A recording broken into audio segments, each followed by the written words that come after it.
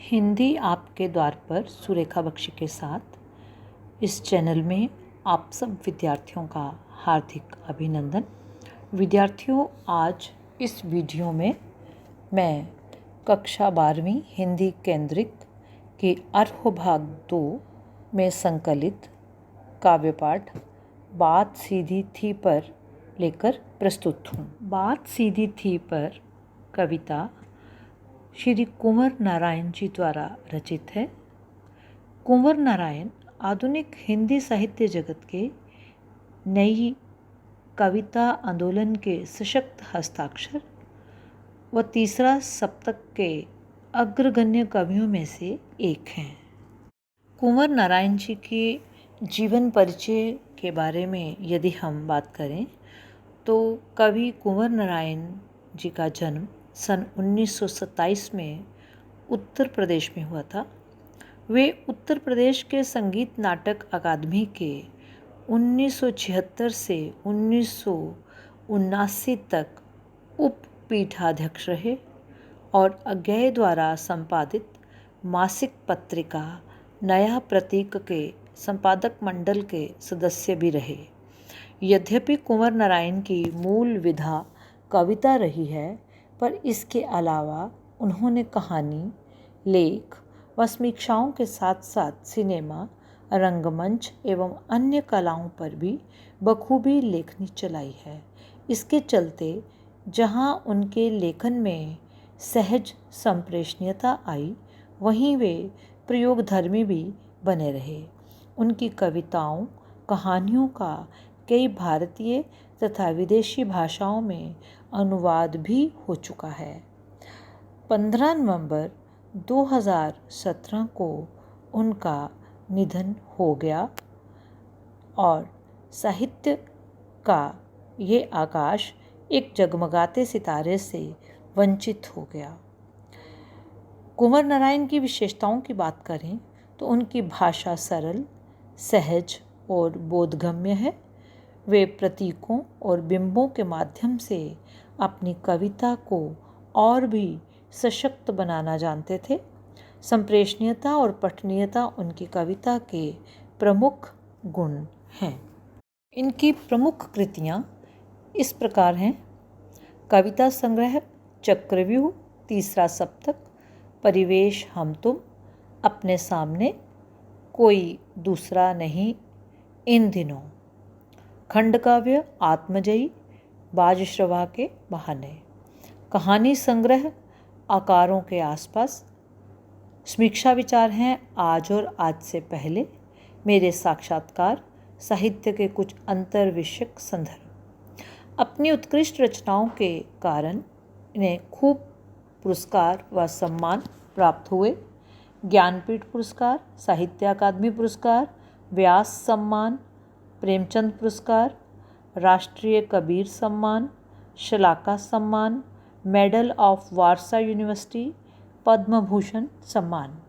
कुंवर नारायण ने हिंदी साहित्य को अपनी विविध कृतियों से नवाजा। उनके काव्य लक्ष्य जितने उजले थे, उतनी ही उजली मनुष्य मात्र में उनकी आस्था थी। कहा जाता है कि कुंवर नारायण की कविताएं अपने समय से संवाद थीं, उनमें अस्तित्व की अनुगूंज है। बात सीधी थी पर कविता की भावभूमि बहुत ही स्पष्ट है। ये कविता कोई दूसरा नहीं कविता संग्रह में संकलित है। इसमें कथ्य के द्वंद्व उकेरते हुए भाषा की सहजता की बात की गई है। हर बात के लिए कुछ खास शब्द नियत होते हैं, ठीक वैसे ही जैसे हर पेंच के लिए एक निश्चित खांचा होता है। अब तक जिन शब्दों को हम एक दूसरे के पर्याय के रूप में जानते रहे हैं, उन सब के भी अपने अर्थ होते हैं। अच्छी बात या अच्छी कविता का बनना सही बात का सही शब्द से जुड़ना होता है, और जब ऐसा होता है तो किसी दबाव या अतिरिक्त मेहनत की ज़रूरत नहीं होती, वह सहूलियत के साथ हो जाता है। सही बात को सही शब्दों के माध्यम से कहने से ही रचना प्रभावशाली बनती है।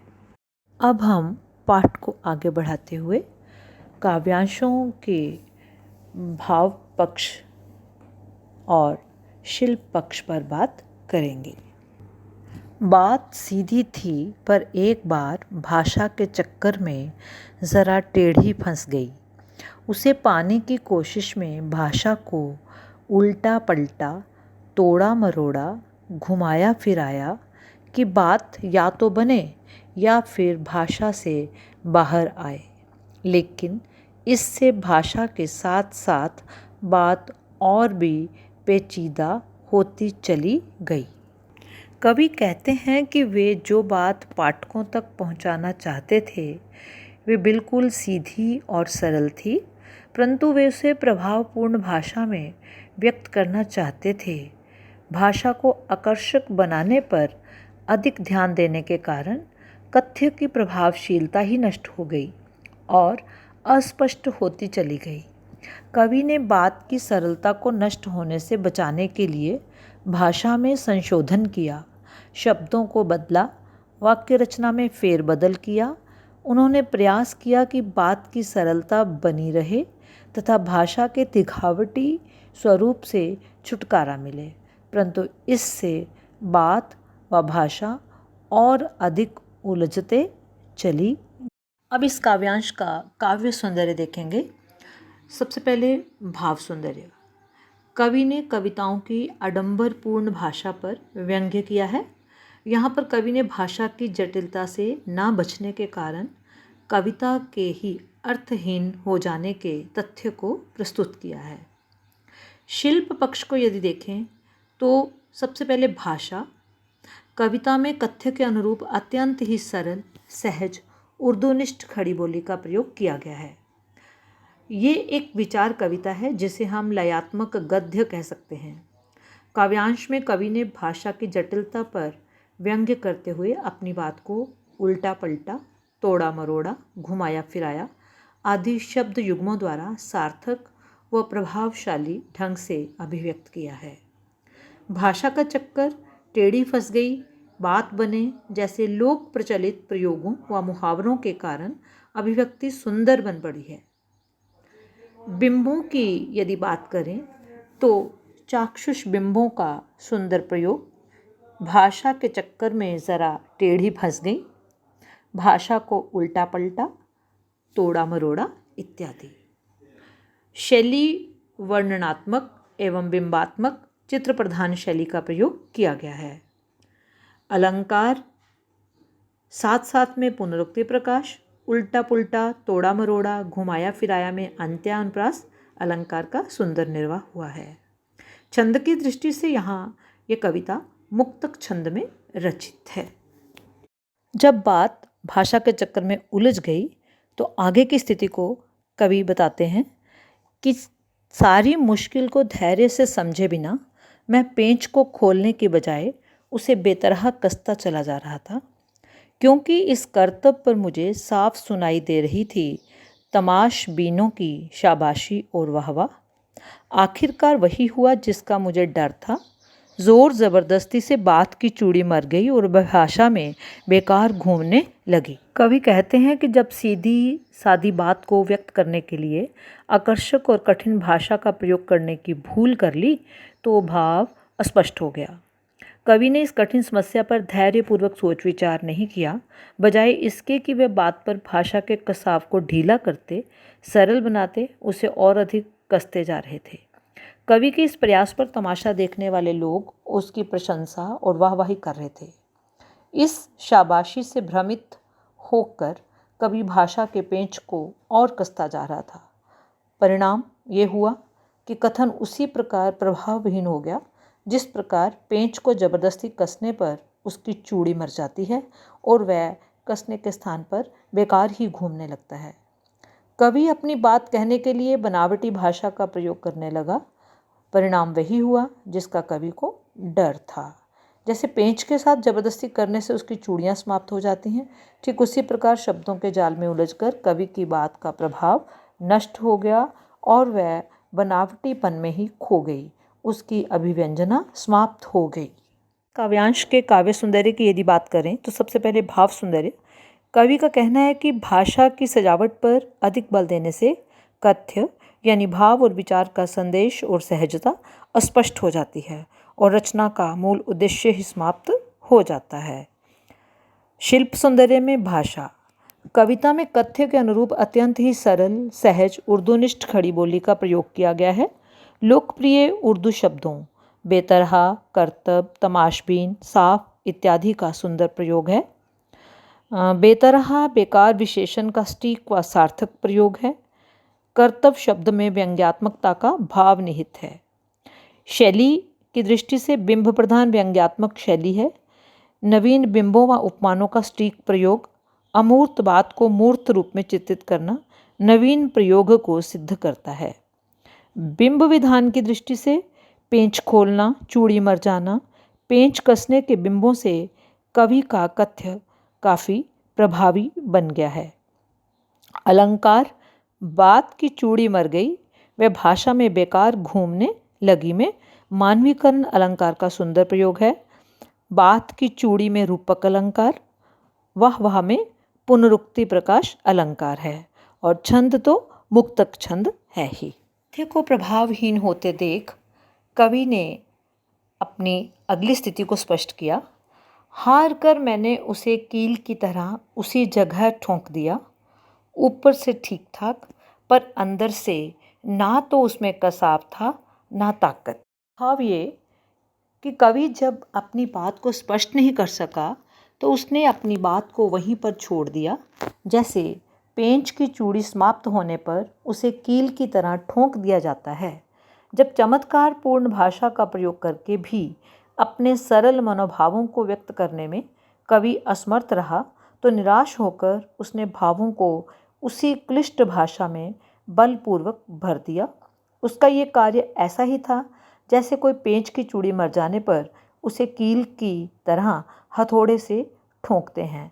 इससे वे पेंच ऊपर से तो ठीक लगता है परंतु अंदर से उसकी पकड़ में मजबूती या कसावट नहीं होती। ठीक इसी प्रकार कठिन व क्लिष्ट भाषा में व्यक्त मनोभावों में सौंदर्य, आकर्षण तथा पाठक को प्रभावित करने की शक्ति नहीं होती। काव्यांश का काव्य सौंदर्य देखते हैं। भाव सौंदर्य सबसे पहले कवि ने कविताओं की आडंबरपूर्ण भाषा पर व्यंग्य किया है। कठिन व क्लिष्ट भाषा में व्यक्त मनोभावों में सौंदर्य, आकर्षण तथा पाठक को प्रभावित करने की शक्ति बिल्कुल नहीं होती। शिल्प सौंदर्य की दृष्टि से भाषा कविता में कथ्य के अनुरूप अत्यंत ही सरल, सहज, उर्दूनिष्ठ खड़ी बोली का प्रयोग किया गया है। कील की तरह ठोकना भाषा को जबरदस्ती जटिल बनाने व थोपने का परिचायक है। ठीक ठाक विशेषण का सटीक व सार्थक प्रयोग किया गया है।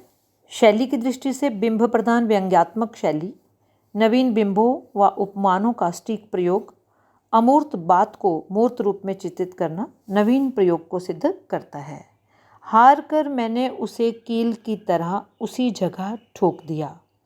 बिंब विधान की दृष्टि से बिंबों से कवि का कथ्य प्रभावी बना है। अलंकार, उसे कील की तरह में उपमा अलंकार का सुंदर प्रयोग है और मुक्तक छंद है। पूरे काव्यांश में बात का मानवीकरण बहुत ही प्रभावी ढंग से किया गया है। कवि की जोर जबरदस्ती के परिणाम स्वरूप जब कथ्य और भाषा में कोई सामंजस्य नहीं रहा, तालमेल नहीं रहा, तो अगली परिस्थिति को कवि ने बहुत सुंदरता से स्पष्ट किया है। बात ने जो एक शरारती बच्चे की तरह मुझसे खेल रही थी, मुझे पसीना पोंछते देखकर पूछा, क्या तुमने भाषा को सहूलियत से बरतना कभी नहीं सीखा? अर्थात ऐसी स्थिति में कवि की अभिव्यक्ति बाहरी तौर पर कविता जैसी लगती थी परंतु उसमें भावों की गहराई नहीं थी, शब्दों में ताकत नहीं थी। कविता प्रभावहीन हो गई। जब वह अपनी बात स्पष्ट नहीं कर सका तो बात ने शरारती बच्चे के समान पसीना पोंछते कवि से पूछा कि क्या तुमने कभी भाषा को सरलता, सहजता और सुविधा से प्रयोग करना नहीं सीखा? कि क्या वह सरल भावों को अभिव्यक्त करने के लिए सरल व सुबोध भाषा का प्रयोग नहीं सीख पाया। अर्थात सरल भाषा में भी श्रेष्ठ भाव व्यक्त किए जा सकते हैं। इस भाव को कवि ने बहुत ही सुंदरता से यहाँ पिरोने का प्रयास किया है। काव्य सौंदर्य की दृष्टि से काव्यांश कवि की प्रयोग धर्मिता की अनूठी उदाहरण है। सबसे पहले भाव सौंदर्य की बात करेंगे। कविता में कथ्य के अनुरूप सहज व सरल भाषा के प्रयोग के महत्व को स्पष्ट किया गया है। शिल्प सौंदर्य की दृष्टि से भाषा कविता में कथ्य के अनुरूप अत्यंत ही सरल, सहज, उर्दूनिष्ठ खड़ी बोली का प्रयोग किया गया है। लोकप्रिय उर्दू शब्दों जैसे ताकत, सहूलियत, बरतना इत्यादि का प्रभावी प्रयोग। पसीना पोंछना जटिल भाषा के प्रयोग से उत्पन्न परिस्थिति का परिचायक है। शरारती विशेषण का सटीक व सार्थक प्रयोग है। शैली की दृष्टि से बिंब प्रधान व्यंग्यात्मक शैली, नवीन बिंबों व उपमानों का सटीक प्रयोग, अमूर्त बात को मूर्त रूप में चित्रित करना नवीन प्रयोग को सिद्ध करता है। बिंब विधान यदि हम देखें, बात ने जो एक शरारती बच्चे की तरह मुझसे खेल रही थी और मुझे पसीना पोंछते देखकर पूछा, इन वाक्यांशों में रोचक गतिशील बिंब का निर्वाह हुआ है। बात का शरारती बच्चे के रूप में चित्रण बहुत ही प्रभावी बिंब स्थापित किया गया है। अलंकारों की दृष्टि से बात की तुलना शरारती बच्चे के साथ करते हुए शरारती बच्चे की तरह में उपमा अलंकार है। और बात अमूर्त है पर शरारती बच्चे की तरह मुझसे खेल रही थी, मानवीकरण अलंकार का सुंदर निर्वाह। क्या तुमने भाषा को सहूलियत से बरतना कभी नहीं सीखा? इस वाक्यांश में प्रश्न अलंकार का सुंदर प्रयोग किया गया है और छंद की दृष्टि से मुक्तक छंद है। हम समग्र कविता का विश्लेषण करते हुए कविता के कुछ विशिष्ट प्रयोगों की ओर ध्यान देंगे। जैसे बात की चूड़ी मर जाना, अर्थात बात का प्रभावहीन हो जाना। बात की पेंच खोलना यानी बात को सहज और स्पष्ट करना। बात का शरारती बच्चे की तरह खेलना यानी बात का पकड़ में न आना। पेंच को कील की तरह ठोंक देना अर्थात बात में कसावट का ना होना। बात का बन जाना अर्थात कथ्य और भाषा का सही सामंजस्य बनना। इसी श्रृंखला में अन्य विशिष्ट प्रयोग द्रष्टव्य हैं। अमूर्त का मूर्त में चित्रण। बात अमूर्त है लेकिन उसे शरारती बच्चे में चित्रित किया गया है, तो बात का शरारती बच्चे के रूप में चित्रण, यही अपने आप का एक नवीन प्रयोग है। नवीन उपमानों का भी प्रयोग बड़ी सुंदरता से हुआ है। जैसे कील की तरह ठोकना, पेंच को बेतरह कसना। इस तरीके के प्रयोग नवीनतम प्रयोगों की अनूठी उदाहरण हैं। समग्र कविता का आकलन विश्लेषण करने के उपरांत हम जिन मुख्य अवधारणाओं को पा सके हैं वो कुछ इस प्रकार हैं। भाषा साधन है, साध्य नहीं, अतः भाषा रूपी साधन की सहजता ही विषय को प्रभावी, स्पष्ट व बोधगम्य बनाती है। अभिव्यक्ति के समय रचनाकार का लक्ष्य पांडित्य प्रदर्शन न होकर कथ्य का सम्यक संप्रेषण होना चाहिए।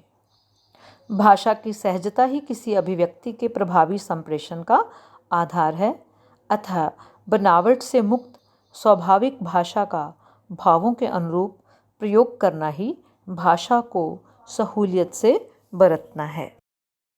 धन्यवाद विद्यार्थियों। यदि आपको ये वीडियो परीक्षा उपयोगी, ज्ञानवर्धक लगी हो तो लाइक और सब्सक्राइब करना ना भूलें।